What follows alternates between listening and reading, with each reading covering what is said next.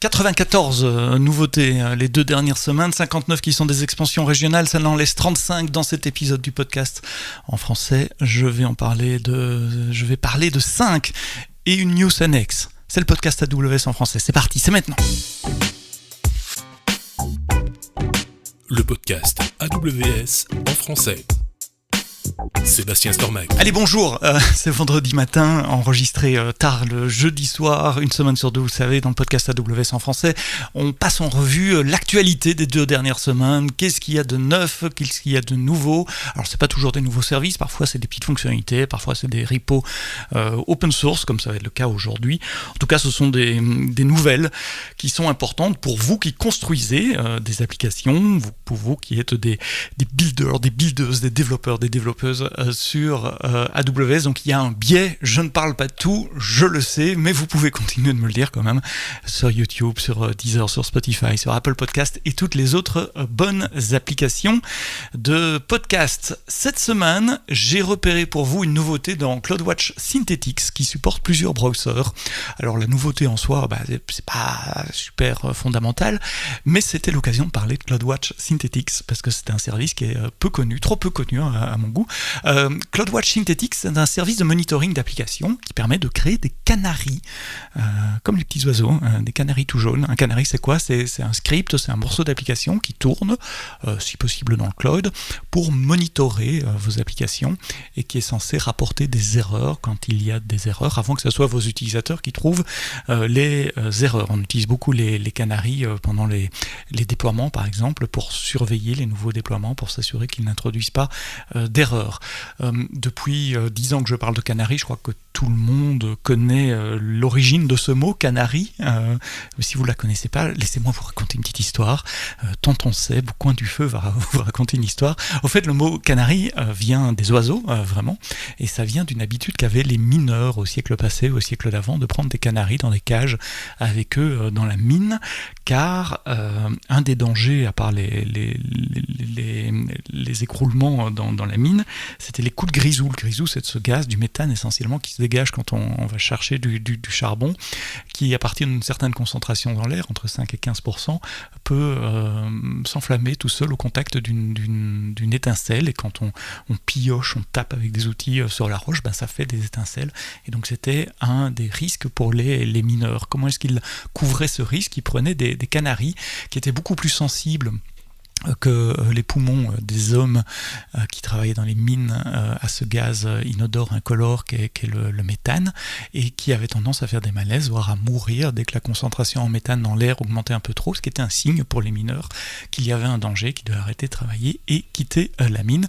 D'où le nom canari pour vos canaris synthétiques de code qui surveillent vos applications. Alors CloudWatch Synthetics là-dedans, il vous permet justement de créer des canaris, donc des scripts configurables qui tournent soit sur schedule, qui tourne toujours sur schedule pour monitorer vos endpoints, vos API.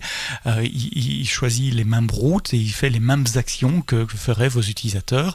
Ils peuvent être écrits en Node.js, en Python ou en Java.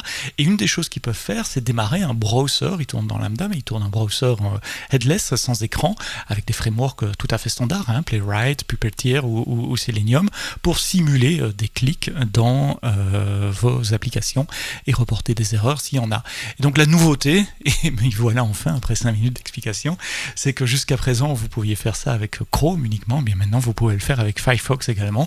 Donc maintenant vous pouvez faire des scripts un peu plus évolués avec CloudWatch Synthetics qui monitorent l'application, vos applications et vos API, non seulement avec Chrome, mais également avec Firefox. Waouh, je suis arrivé au bout. J'ai repéré un nouveau repo sur GitHub qui est un projet open source d'exemples de scripts avec la ligne de commande AWS qui est centré sur des scénarios. Donc c'est une collection de scripts et de tutoriaux. Il y a à chaque fois un fichier AMD Markdown très détaillé de tutoriel et puis un script qui respecte toutes les meilleures pratiques en matière de gestion d'erreurs, de retry, etc. Pour des scénarios comme déployer des fonctions lambda Lambda, déployer du step function. Alors là, j'ai le repo sous les yeux. Ça part un peu dans tous les sens. Il y en a 87. VPCP Ring, SES, Amazon Athena, Elemental, Poly, et tout avec la ligne de commande. C'est assez bizarre, alors qu'en infrastructure as code, on recommande plutôt le CDK ou SAM ou éventuellement CloudFormation pour rester chez nous, mais évidemment OpenTofu, Terraform et les autres. Faire tout ça avec la ligne de commande, ça me semblait un peu bizarre. Et puis, en discutant avec mes collègues, il nous est venu une idée. Et si ce repo n'était là que pour alimenter le futur training d'IA? Parce que quand une IA va tomber dessus, c'est de l'or. Tous ces scripts sont formatés de la même manière.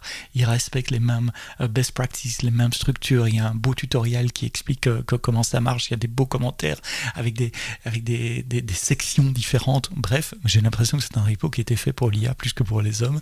Dites-moi ce que vous en pensez. Est-ce que ça sera utile pour vous d'avoir cette collection de scripts avec la ligne de commande, ou est-ce que vous pensez, comme moi, que c'est de la chair à canon pour de la chair à apprentissage, pardon, pour l'IA? Je vous mets les liens, évidemment, comme toutes les semaines, dans les notes de ce podcast. Parfois il y a des grandes nouveautés, puis parfois il y a des toutes petites choses qui nous rendent la vie plus facile. Si vous travaillez avec plusieurs comptes AWS, ce qui est certainement le cas si vous travaillez professionnellement avec AWS, c'est pas juste en projet de hobby, vous avez certainement des comptes de test, de prod, de dev, et c'est important de savoir quand vous êtes sur la console d'un compte de prod. A priori on ne va jamais y être, mais bon, on sait qu'en réalité la réalité n'est pas la théorie. Alors chez AWS on a un truc très utile, c'est une extension qu'on met dans nos browsers Chrome ou Firefox qui nous met un grand bandeau de couleurs au-dessus. Attention, c'est un compte de prod. Comme ça, on sait visuellement sur chaque page de la console qu'on est sur un compte de prod. Et bien maintenant, c'est possible pour vous aussi, et il ne faut pas une extension Chrome ou Firefox. La console de management supporte l'assignation de couleurs pour un compte. Par exemple, vous pouvez mettre du jaune pour les comptes de test et du rouge pour les comptes de production, et cette couleur va apparaître dans la barre de navigation pour tous les utilisateurs autorisés pour ce compte, ce qui permet à tous les utilisateurs du compte d'avoir une indication visuelle de l'environnement sur lequel ils travaillent. C'est quelque chose qui se règle au niveau de l'administration, au niveau de l'organisation, et je vous mets les liens dans les notes de ce podcast. Nouvelle région, vous allez me dire encore une nouvelle région. Cette fois-ci ça se passe très loin, à l'autre bout du monde, mais littéralement à l'autre bout du monde. C'est en Nouvelle-Zélande, elle s'appelle AP Southeast 6. Alors comme d'habitude, c'est un de mes collègues qui a écrit le blog post d'annonce, c'est Denis Prakoso, qui est lui basé en Philippines. C'est pas tout près de la Nouvelle-Zélande, mais enfin c'est plus près que nous. Et c'est sa région, même si elle est très très grande. Et comme d'habitude, dans ce genre de blog, il rapporte quelques chiffres des investissements qui sont faits en Nouvelle-Zélande, les engagements d'Amazon d'utiliser de l'énergie verte pour 2025, ça s'est fait déjà depuis fin 2024, et pour Amazon d'être également neutre en carbone d'ici 2040, et on s'en rapproche puisque cette nouvelle région est entièrement alimentée par de l'énergie renouvelable à partir du premier jour. Alors il faut compter, mais ça nous fait maintenant 38 régions géographiques. Et c'est pas rien, une région, je dis ça comme ça, encore une région. Il faut bien se dire, une région, c'est 3 zones de disponibilité. Une zone de disponibilité, c'est à minima un data center. Disons qu'au moment du lancement, c'est probablement juste un data center qui peut grandir. Donc c'est une infrastructure massive que nous déployons, et pour le long terme évidemment, en Nouvelle-Zélande. 38 régions, 120 zones de disponibilité, ça c'est ce qu'il y a aujourd'hui à l'heure de l'enregistrement, en sachant qu'on a déjà préannoncé 3 nouvelles régions, au Royaume d'Arabie Saoudite, au Chili en Amérique du Sud, et puis évidemment la future région European Sovereign Cloud qui devrait s'ouvrir fin de l'année, c'est pas un secret, et on refera un épisode parce que c'est un sujet très important pour nous évidemment, avec Stéphane Adinger, le directeur technique d'AWS France, pour nous expliquer les tenants et les aboutissants de cette nouvelle région quand elle sera disponible. Ça sera un épisode pour la fin de cette année, voire début de l'année prochaine. Je fais rarement du teasing pour des épisodes futurs, mais là celui-là, je crois que tout le monde l'attend. Une petite news qui concerne Amazon EC2 Mac, parce que c'est mon dada. Vous savez qu'il y a moyen d'avoir un Mac mini dans le cloud, c'est un dedicated host, donc vous devez allouer le host physique pour vous, et puis vous démarrez une virtual machine, comme vous le faites d'habitude avec vos API EC2. Et vu de C2, c'est un host comme les autres, c'est une instance comme les autres, et un dedicated host comme les autres. La seule différence, c'est qu'il y a qu'une seule instance qui tourne sur un host. Donc un Mac mini ne peut servir qu'à une virtual machine. Enfin, c'est même pas une virtual machine, c'est vraiment l'OS qui tourne sur le bare metal. Il y a deux changements au niveau des dedicated hosts, des choses qui étaient déjà possibles pour les dedicated hosts ARM, Intel, AMD, qui sont maintenant possibles pour les Mac mini. C'est le host recovery et le reboot based host maintenance. Donc le host recovery, ça détecte les problèmes potentiels de matériel qu'il pourrait y avoir sur le dedicated host, donc le Mac mini, et ça transfère vos instances vers un host de remplacement automatiquement. Avant, il fallait monitorer, il fallait faire l'opération manuellement. Alors, il y a une interruption de service, évidemment, mais elle est beaucoup moins longue que si vous deviez compter sur vos propres monitors et vos propres procédures pour migrer l'instance. Donc là, on stoppe l'instance, on la redémarre sur un autre host, et donc en quelques minutes, votre workload continue de fonctionner. Et l'autre, c'est un reboot-based host maintenance qui va automatiquement arrêter et redémarrer les instances sur les hosts de remplacement quand il y a des fenêtres de maintenance qui sont prévues. Donc ça évite de devoir, là encore une fois, faire une intervention manuelle sur les EC2 Mac. Nos clients utilisent EC2 Mac essentiellement pour des fermes de CI/CD, quand il faut construire des applications signées et tester des applications iOS, iPadOS, tvOS, etc. avec des gros clients qui ont des grosses fermes de CI/CD. Il y a 1 ou 2 épisodes, j'ai un peu perdu le track parce que j'en ai fait en anglais, j'en ai fait en français, qui parlent de CI/CD sur Mac. Je vous mets évidemment les liens si vous êtes intéressés par ces sujets dans les notes de ce podcast. Chaque année, après Prime Day, on fait un peu le statut côté AWS. Prime Day, c'est cet événement de shopping, c'est 2 ou 3 jours, je crois que c'était 4 jours cette fois-ci, de soldes sur Amazon.com dans le monde entier, avec des milliers d'articles, avec des discounts, qui met évidemment une énorme pression, à la fois sur nos centres de distribution, ceux d'Amazon, mais également sur l'infrastructure AWS, puisqu'Amazon.com fonctionne quasiment entièrement sur AWS. Donc ça veut dire plein d'instances EC2, plein de DynamoDB, plein d'API Gateway. Et Jeff Barr faisait un récap un peu après Prime Day tous les ans. On continue, même quand Jeff Barr n'est plus là, à faire ce récap.